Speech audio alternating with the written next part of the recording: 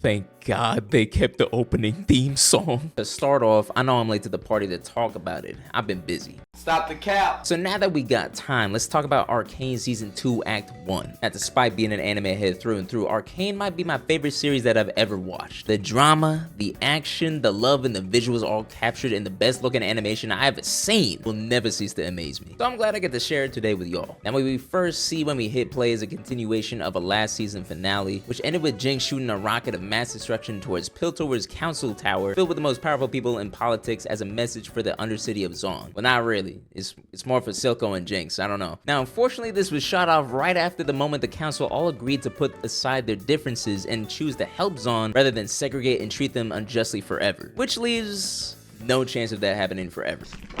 3 counselors are dead, 1 now leads the X-Men, the other is a pirate, and the last beautiful, upstanding, melanated queen is left unscathed. Thank you, Lord! One of these counselors is literally a robot, he'll be fine. Cassandra, however, might need a little more than ice. Anyways, Jayce ain't doing well against the allegations after this one. Making your best friend a monster just so you can hit is some devious behavior. Made his own personal Annie from AOT, and we all know what Armor was doing in front of that ice cube. Damn, she did. My condolences. I actually thought she was a fire MILF before she met her end. Huge loss for the community. Okay, in all reality, this scene is really beautiful. Only 3 people matter, and it was Caitlyn, Vi, and Cassandra. While everyone in these few minutes were black and white, these 3 were shining bright in color. And I'd rather not think that this is to save money. The sheer strength it's taking Caitlyn to stay strong in the moment as she sees her mother's face for the last time is excruciatingly painful. Like, you can see old girl shaking as the enforcer tells her it's time. Which then brings us to Caitlyn standing in the council member's tower, where I find it cool that the perspective of the shot shows her right in the position of her mother's seat. A hint at what's to come, I'm sure. Okay, now I can have fun again. And Bessa found her new boy toy to play with. Fortunately for her, this one can't even run away from her this time. I wouldn't run away though.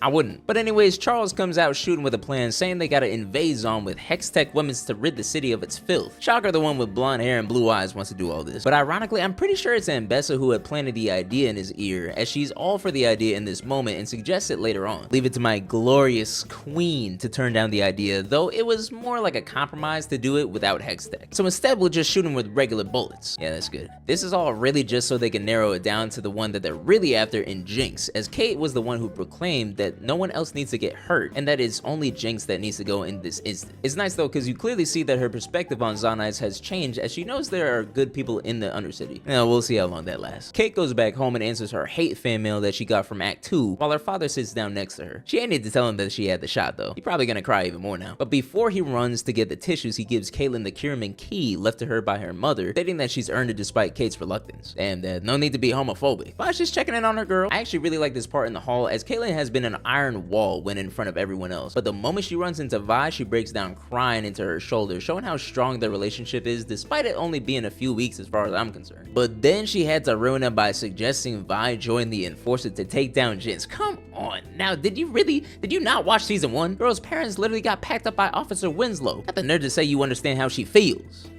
Well, I guess you do now. And now Vi casually meets the best character in season 2. When I tell you, I literally look at this guy as the show's moral compass. Whenever I feel conflicted on a certain scene, I look at this guy's reaction to justify mine. I don't even know if we have a name for him. I'm just gonna call him Shield Guy. Oh, what an interesting threesome scene. Jayce don't know if he want to get back to beating African goddess cheeks or goon into his friend in the wall. I apologize. I like clowning on Jayce. But yeah, in this scene, we don't know what's going on with Victor, just that Hextech is evolving and keeping him alive. Now, we actually all know what's going on with Victor.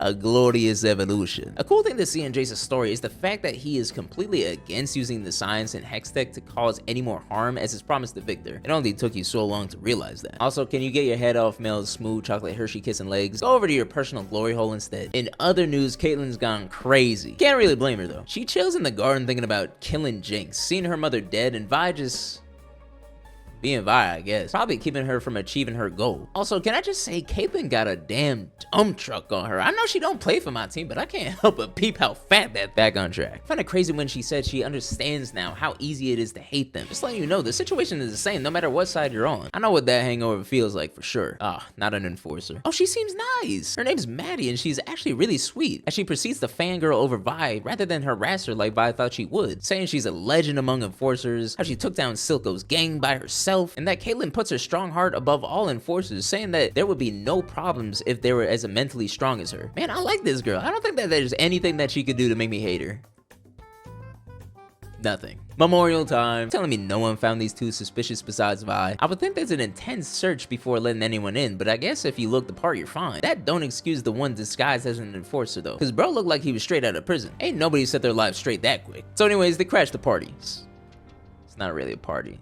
Sorry, that was insensitive. And as I think they're about to kill my baby girl, turns out it's just a message to Topside. Oh, never mind. It looks like they're actually ready to kill people. They brought in mad Shimmerheads after signaling their warship. And it actually took me a second to realize who that woman was. But she was actually the one who was helping produce Shimmer and Zaun. During that time, Jayce and Vi had come to shut things down and in the process killed her son. Ugh, wow. Now she wants only one thing, and that's Jayce's head on a platter. The rest of them can have fun in the chaos. In this chaos though, there's so much going on. The council gets trapped. Vi's homie was the MVP saving the enforcers. Jayce is doing an Arcane Predator mission that he failed miserably. Vi runs to get Hextech weapons, look damn fine doing so. And after that, she comes back with Jayce's hammer, which doesn't actually do anything. She got Stormtrooper aim for real. Nah, it's just that our glorious Sabers and Mbessa and her army are here to save the day. I'm so glad at that moment where it seems all hope is lost, they came to our rescue at the perfect timing. Oh my gosh, I am so glad that they killed all the perpetrators and saved all the Topsiders. I think we should do something really special for them. Anyways, Caitlyn continues to fall down the deep hole, which is called racism, as she sees that only one Zaunite can be good in her eyes. That animals. Scream Jim Crow, I'm not gonna lie. Can't hate though, cause it was her own mother's memorial. But after all this, it seems that Caitlyn's made up her mind and taken a stand against the Undercity in order to find the one who killed her mother. As she busts into the council meeting, I'm busting too, shit. She's suggesting leading a strike team into Zaun, now equipped with weapons of Hextech with 3 objectives. Real quick, I'd just like to touch on the fact that Jayce went against Victor's dream again. We'll see how far that gets him. Okay, 3 objectives. Locate and apprehend Jinx. Dismantle Shimmer and take down any former affiliates to Silco. Don't touch my baby Savika. I will actually kill y'all. But solid plan, to be honest. They even got Vi to go along with it. Echo's gonna hate this. Ending the episode, it looks like Victor's one more step to waking up to Jayce's goon chamber. Singe is taking part in animal cruelty to wake up Vander. And yeah, solid episode to start off season 2. We got a lot to look forward to and a lot to hate. Anyway, Jinx is baddie. Bye!